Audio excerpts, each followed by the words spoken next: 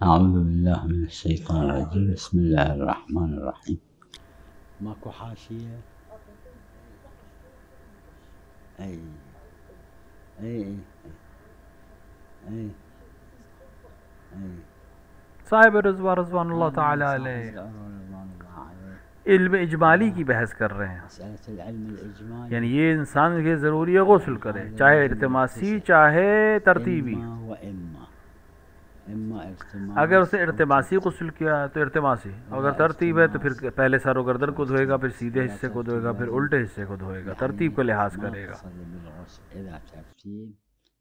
غسل الرأس والرقبة فقط فيجب غسل الطرفين۔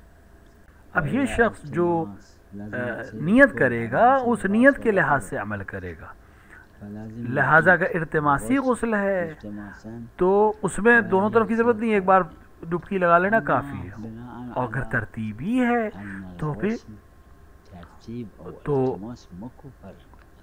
اس کو حساب سے دیکھیے خود اپنے آپ میں غسل میں کوئی اختلاف نہیں، چاہے جس طرح سے غسل کرے، عقلی دقت کے علاوہ کوئی فرق نہیں ہے، ایک پہ بالآخر دونوں میں پانی سے غسل کرے۔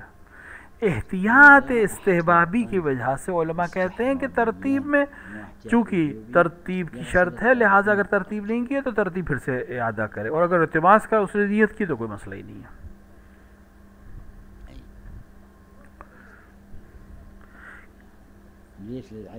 میں یہ نہیں کہہ رہا ہوں، صاحب عروہ کا نظریہ یہ ہے۔ صاحب عروہ کہتے ہیں غسل دو قسم کے ہیں، اور چونکہ اس نے نیت نہیں کی کون سا غسل کر رہا ہے لہٰذا اعادہ کرے، علم اجمالی کی وجہ سے۔ میرے نظر میں نہیں۔ وعلیکم السلام ورحمۃ اللہ۔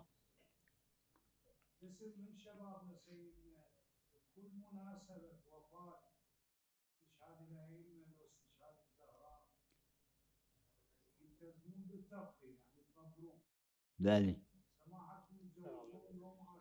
بله سلام عليكم۔ الواقع أنا مكرر قايل القرآن الكريم، دیکھیے میں نے کئی دفعہ اس چیز کو دہرایا ہے، بیان کیا ہے، قرآن نے کہا ہے وہ من یعظم شعائر اللہ، جو بھی شاعر اللہ کی تعظیم کرے وہ بالآخر تعظیم اللہ کی تعظیم کرتا ہے، اور تقوی الہی ہے اس کی۔ قرآن نے شعائر کا حکم دیا ہے لیکن خود شعائر کیا ہیں یہ مشخص نہیں کیا ہے، ذکر نہیں کیا ہے، اور جب شعائر ذکر نہ کرے کسی موضوع کو تو وہاں پر عرف طے کرتی ہے، حکم شاعر نے طے کیا ہے۔ تعظیم کسی بھی اگر کوئی خاص چیز کے لیے حکم ہے تو اس کو ذکر کرے گا، نہیں کیا تو تمام چیزیں جو اس موضوع میں شامل ہیں اس کے اوپر وہ حکم آ جائے گا۔ شاعر کیا ہے؟ ہر وہ چیز جس کے سبب سے اللہ کی تعظیم ہو، اہل بیت کی تعظیم اس لیے کہ اہل اللہ کی تعظیم ہو، تعظیم للہ عز وجل ان اہل البیت کتاب اللہ و عترتی، لہذا یہ عمل جائز ہے۔ صرف میرا تعلیقہ یہ ہے کہ یہ عمل یعنی تدبیر کا عمل غیر عاشورہ اگر سبب بنے عاشور کی تدبیر کے کم رنگ ہونے کا تو یہ نہ کرے، وَإِلَّا الأولى مو واجب أحسن۔ أما إذا في عاشوراء ما يترك التطبيق كل وقت، هذا تعظيم هذا من الشعائر۔ ہر وہ چیز جو شاعر ہے اس کی تعظیم ہے، اور وہ تقوی کی علاوہ من تقوى القلوب، لذا اشكال ما بي الا اذا هذا يصير سبب ان لا يطبل في عاشوراء، لہذا ذاك اولى۔ ضروری نہیں کہ یہ نہ کرے، ہر وہ عمل بس سبب نہ بنے کہ عاشور کی، میں یہ نہیں کہہ رہا تجلیل عاشورہ ختم نہ ہو۔ تجلیل اہل بیت، اگر ہم نے دیکھا کہ غیر مسلمان یا غیر شیعہ اپنی شخصیات کے لیے تو وہ تعظیم کر رہے ہیں، اگر وہ کریں تعظیم دارن میکنن شخصیاتشون، تعظیم این یعنی شعائرشونه، هر تعظیمی شعائر حساب میشه. کیونکہ شاعر نے نہیں مشخص کیا کیا. تو قرآن کریم فقط 2 تا جزئی از شعائر ذکر شده. والبدن جعلناها لكم من شعائر. کچھ چیزوں کو ذکر کیا، جیسے قربانی کے جانور کو کہا ہے یا صفا یا مروہ کو کہا ہے.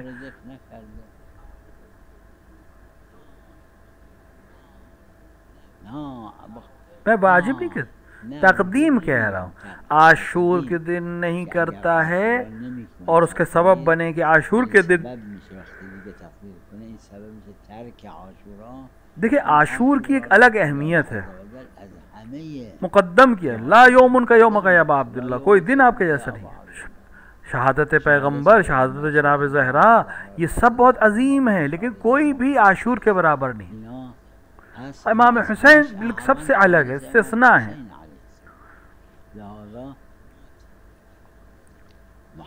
بہت سی چیزیں ایسی ہیں جو امام حسین کے مسئلے میں جائز ہیں جبکہ دوسرے مقام پہ جائز نہیں ہے. حتیٰ اگر انسان کے جان کا خطرہ ہو جائے، جو باقی تمام چیزوں میں منع ہو جاتا ہے حکم، لیکن امام حسین کے لیے نہیں،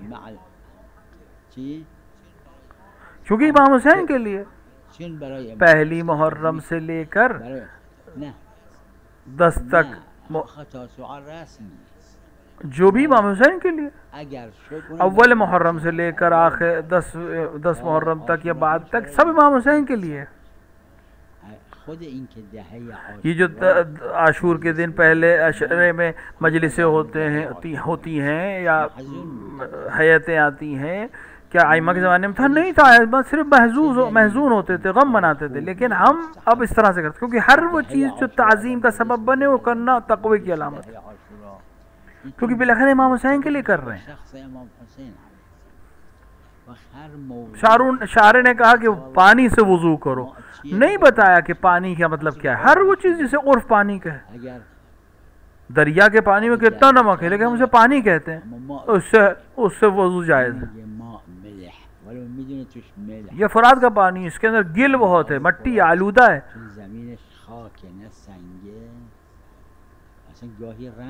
لیکن لوگ اسے پانی کہتے ہیں، لہذا اس سے وضو صحیح ہے. جہاں کسی بھی موضوع میں شاعر نے آ کر بیان نہ کیا ہو، موضوع کو محدود نہ کیا ہو، صرف حکم بیان کیا ہو، عرف آ کر اس کو طے کرے گا.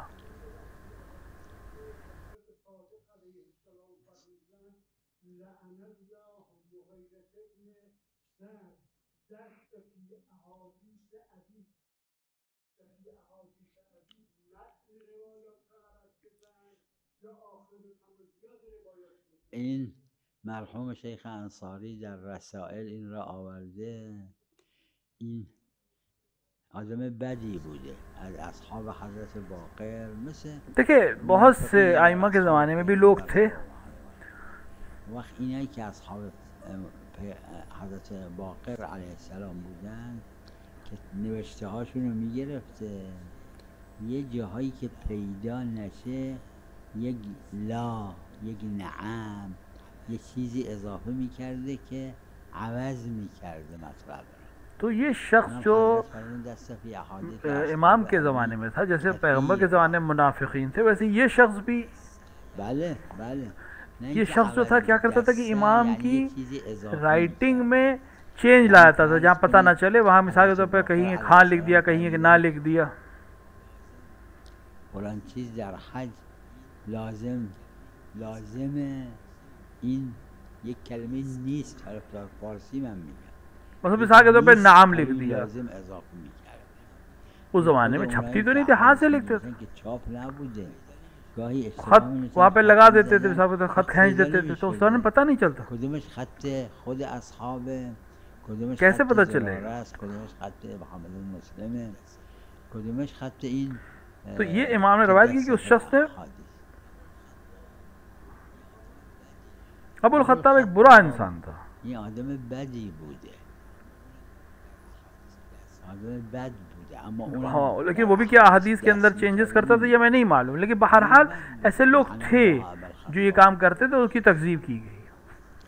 نه اون یہ شخص امام کے حروف میں یا کتابت میں دستکاری کرتا تھا اور خراب کرتا فرمودن لعن الله ابا الخطاب قلت له مسوا بالمغرب قلیلا، حضرت نے کوئی جملہ فرمایا اور اس نے کہا نماز نخونید، افطار نکنید کہ جب تک فوراً غروب آفتاب کے ساتھ روزہ نہ کھولو، مغرب کی نماز نہ پڑھو. لا تصلوا المغرب حتى تشتبك النجوم، تو اس نے نماز مغرب نہ خون مگر آسمان، تو اس نے آگے چینج کر دیا کہ آسمان ستاروں سے بھر جائے. تو اس نے امام کی طرف ایک جھوٹ کی نسبت دی. تو ابن خطاب یہ کام کرتا تھا. اور مغیرہ بن شعیب جو تھا وہ آ کر خط میں یعنی لکھاوٹ میں نعام اللہ کا اضافہ کر کے عبارت کو غلط کرتا تھا.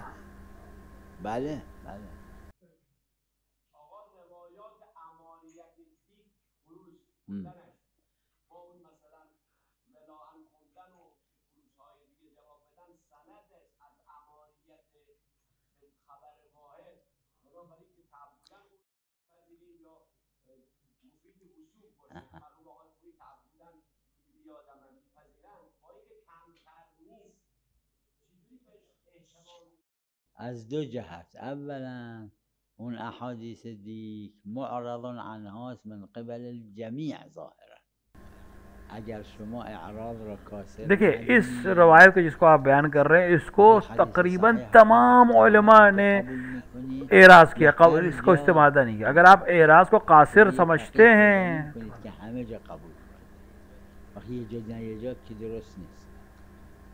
و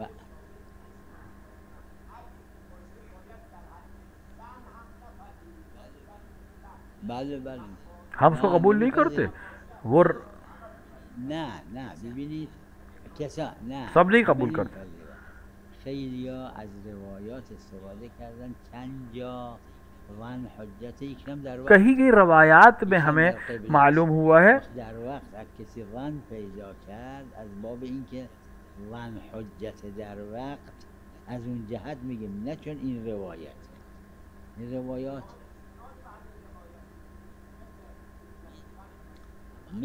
دیکھیے روایتوں میں ہمیں معلوم ہوا ہے کہ ظن یعنی گمان کہیں کہیں پہ حجت ہے، جیسے وقت کے سلسلے میں. لیکن اعراض ہے یا جبر ہے، جبر سندی، کسر دلالی، یہ تمام جو مسائل ہیں اصول کے، یہ ساری چیزیں ہمارے لیے ایک فقیہ ایسا نہیں ہے جس کو قبول نہ کرتا. میں نے عرض کیا تھا، پہلے بھی بیان کیا، ایک صحیح روایت ہے، سند اس کی معتبر ہے کہ جو نماز قصر پڑھتا ہے اس کے لیے چاہیے کہ وہ نماز کے بعد 30 بار سبحان اللہ والحمدللہ ولا الہ الا اللہ واللہ اکبر پڑھے. امر کا صیغہ ہے، وجوب پر دلالت کرتا ہے اور صحیح السند رو ہے. لیکن ایک بھی فقیہ پچھلے 1000 سال میں اس چیز کا قائل نہیں ہوا کہ یہ کام کرے. کیوں؟ کیونکہ کسی نے اس روایت پہ عمل نہیں کیا، لہٰذا یہ دلالت کی قصر کو دلول کرتا ہے. اخباریوں کے عالم شیخ عصفور اخباری علماء میں بھی صرف ایک عصفور نے کہا کہ واجب ہے اس روایت کی بنا پر، باقی کسی نے اس روایت پہ عمل نہیں کیا، بلکہ صحیح السند روایت تھی. لہذا اعراض علماء اس روایت کی حجیت کو ختم کر دیتا ہے.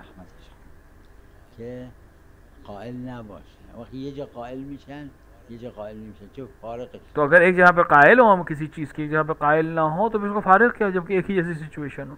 لہٰذا ضروری ہے کہ ہم حد معین کریں، اس لحاظ سے عمل کریں. وکیل الامام علیہ السلام نعم، اما وکیل فالعالم لا يجوز هذا مشتبه، لأن الامام لا يشتبه. امام سے غلطی نہیں ہو سکتی لیکن اس کے وکیل سے غلطی ہو سکتی ہے. صرف وکالت کافی نہیں ہے. وکالت اس بات کی گارنٹی نہیں ہے کہ انسان غلطی نہیں کر سکتا، صرف معصوم سے غلطی نہیں ہو سکتی کیونکہ معصوم ہے. قبل استشهاد الامام الكاظم علیہ السلام بہت سے حتی ائمہ کے بنائے ہوئے وکلا امام کی شہادت سے پہلے تک وہ عادل ہے، اس کی روایات کو علماء نے قبول کی ہے، لیکن شہادت کے بعد واقف یا فرقے کو وجود میں لانے کی وجہ سے اس کی عدالت ساقط ہو گئی، لہٰذا اس کی قبول نہیں کرے۔ بلا اشکال بعد میں اس میں تو کوئی شک ہی نہیں ہے کہ اس کے بعد قبول نہیں کریں گے۔ بعد بعد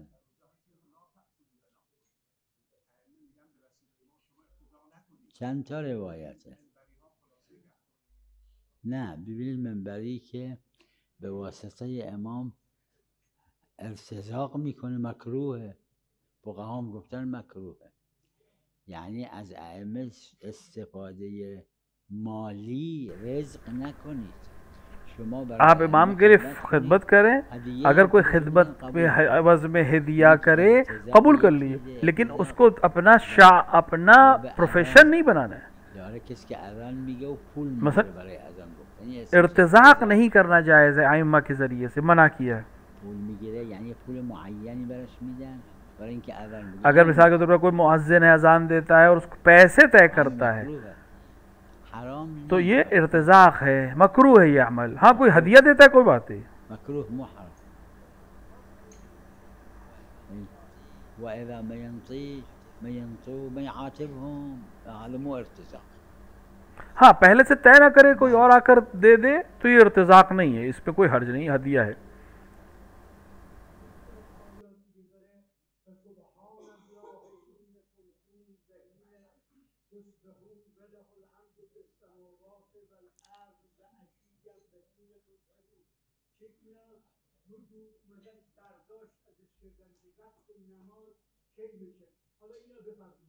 همینه روایت داره در تفسیر این آیه شریفه این نماز روایت میں ہے فرائض یہ اس کا اشارہ جو ہے وہ روزانہ کی پنجگانہ نمازوں کی طرف۔ بله بله بله تظهرون یعنی ظهر، تصبحون یعنی صبح، ظہر کی طرف اشارہ ہے، صبح کا اشارہ ہے، نماز ظہر صبح اور مغرب و عشاء۔ مغرب و عشاء، صبح ظهر و عصر، صبح مغرب و عشاء.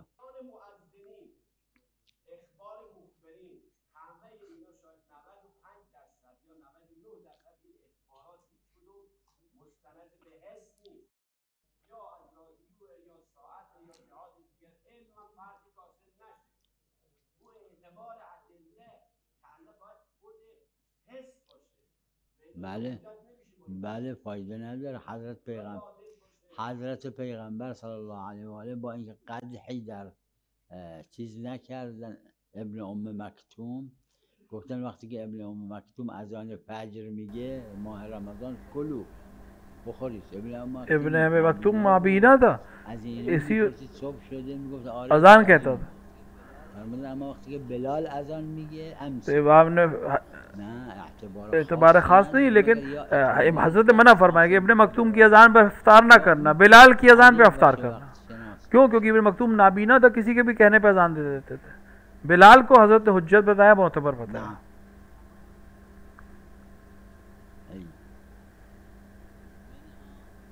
منها ولا تلقوا بأيديكم إلى دیکھیے بہت سی مثالیں ہیں، منع ہے اپنے آپ کو ہلاکت میں ڈالنا، لیکن امام صادق کے زمانے میں امام حسین کی زیارت میں موت کا خطرہ تھا، یقینی تھی موت، تب بھی امام نے منع نہیں فرمایا۔ تو یہ خاصیت ہے امام حسین سے۔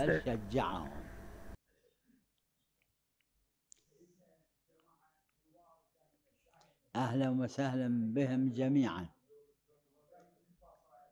اهلا وسهلا، ان شاء الله مقبوله مذخوره، بس تروحون مشهد ان شاء الله.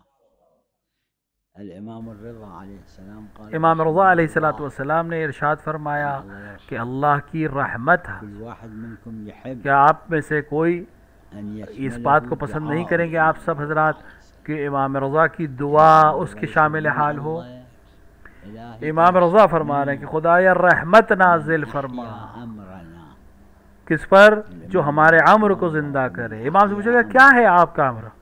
امام سے پوچھا گیا تو امام کیا چیز آپ کے امر کو زندہ کرے گی؟ امام نے فرمایا دو چیزوں کے ذریعے سے، ہمارے علوم کو حاصل کرے اور لوگوں تک پہنچائے۔ اب آپ جب مشہد جائیں گے انشاءاللہ امام رضا کے حرم میں تشریف لے جائیں گے، امام رضا سے عہد کریں کہ آپ اس دعا کے شامل حال ہو سکیں، امام کے حکم پر عمل کر سکیں۔ ہر شخص آپ میں سے اپنے گھر میں، اپنے عشیرے میں جب واپس جائے، جہاں سے بھی آیا ہے، اپنے حد امکان تک کوشش کرے اہل بیت کے علوم کو حاصل کرے اور اخلاق اہل البیت، تاریخ اس کو دوسروں تک پہنچائے تھا۔ بالمقدار اللي يمكنكم ادرسوا اقروا بالكتب، درس کو باحثوا بعضهم مع بعض، خلوا الكتاب كتاب، درس کو حاصل کریں، سمجھیں اور دوسروں تک پہنچائیں، اخلاق اہل بیت کو، احکام اہل بیت کو، تاریخ کو۔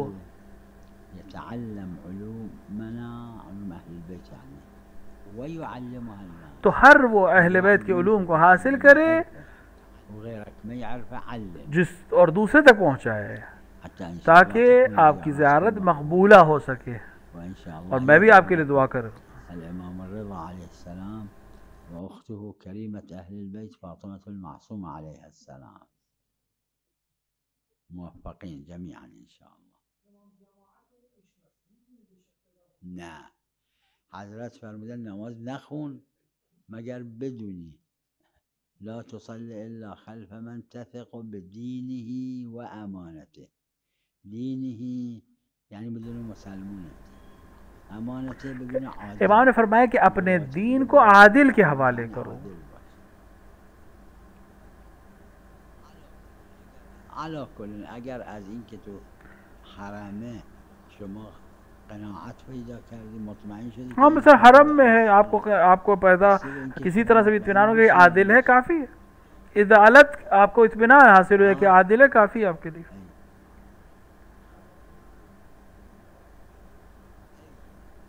اي اذا من شخص 50 يصلون، انت من هذا ال50 يصلون اقتنعت بانه رجل، اگر اس کے پیچھے 50 لوگ نماز پڑھ رہے اور آپ کو اطمینان ہو گیا کہ ان کے پڑھنے سے یہ، آپ جس طرح سے بھی مطمئن ہو جائیں کہ اس کی عدالت ثابت ہے، آپ کے لیے اس کے پیچھے نماز پڑھنا جائز ہے۔ مجزم لا، لانهم هم عليهم السلام قالوا يفرح لفرح، امام معصومین علیہ السلام نے کہ ہمارے خوشی پہ خوش ہوتے اور ہمارے غم میں غمزدہ ہوتے، لہٰذا ہم وہی عمل کا انجام دینا چاہیے جو آئمہ کے غم میں غمزدہ ہونے والا ہو اور خوشی میں خوشی منانے والا ہو۔ لا لأنه صلاة الجمعة مواجبة عينا في زماننا، لا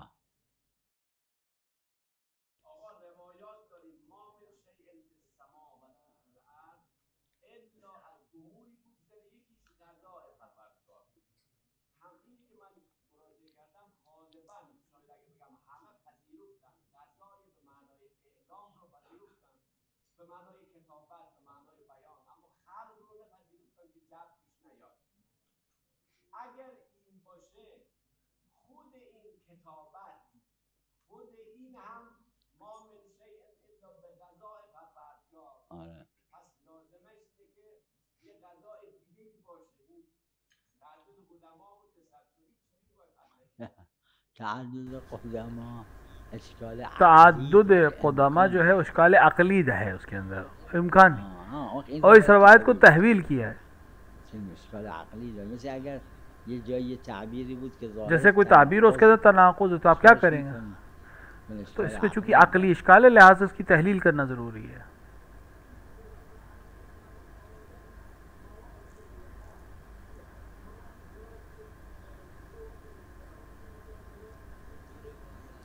تو روایت چند جور داره، روایت میں کئی طرح سے ہے کہ اور سب صحیح داره اسماء المسمیات، یعنی تمام چیزوں کی اسم نام، یکیش داره که سر همه ایناست کہ اسماء، یا مراد آئمہ کے اسم ہے، یعنی جناب آدم کو جو تعلیم کیا گیا وہ بھی صحیح ہے، یہ بھی صحیح ہے۔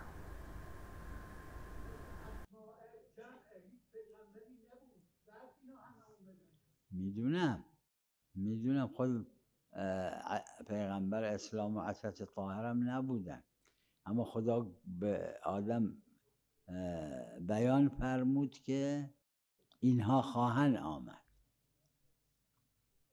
ما هستیم که چیزی که हम हैं जिनको उस चीज़ की खबर नहीं है जो नहीं हुई, लेकिन खुदा खबर दे सकता है होने वाली चीज़ की।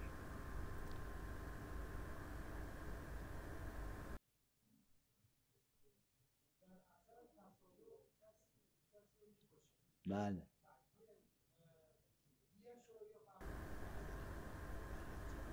अगर ख़ता की है तो एक अलग हुक्म है, लेकिन अगर अमदी तौर पे अगर ये काम किया है तो हम उसे ज़रूरी है कि उसको इआदा करें। وصلى الله على محمد وآله الطاهرين.